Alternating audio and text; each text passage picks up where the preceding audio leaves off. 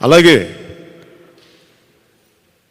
Bharat Ratna award వచ్చిన కర్పూరి ఠాకూర్ గారికి ప్రత్యేకంగా నా అభినందనలు తెలియజేసుకుంటూ, పద్మవిభూషణ్ అవార్డు వచ్చిన శ్రీ వెంకయ్య నాయుడు గారికి, ఉపరాష్ట్రపతి శ్రీ వెంకయ్య నాయుడు గారికి, అలాగే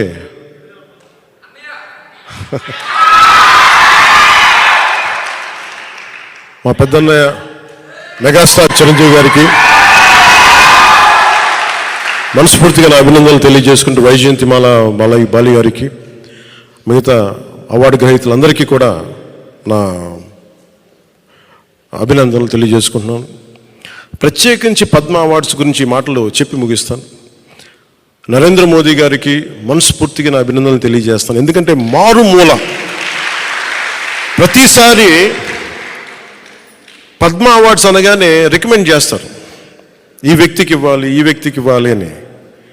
వాటన్నిటినీ పక్కన దోసేసి టాలెంట్ ఎక్కడుంది, ప్రతిభ ఎక్కడుంది, త్యాగం ఎక్కడుంది ఆయన వెతుక్కొని మరి దేశం నలుమూలల నుంచి ఆయన వ్యక్తులు తీసి పద్మ అవార్డ్స్ ఇవ్వటం ప్రధానమంత్రి నరేంద్ర మోదీ గారికి మనస్ఫూర్తిగా హ్యాట్స్ ఆఫ్ తెలియజేస్తాను.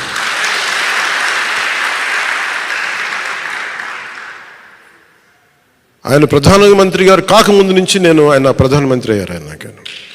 ఆయన గుర్తించాను భవిష్యత్తుకి భారతదేశానికి ఇలాంటి నాయకుడు కావాలని.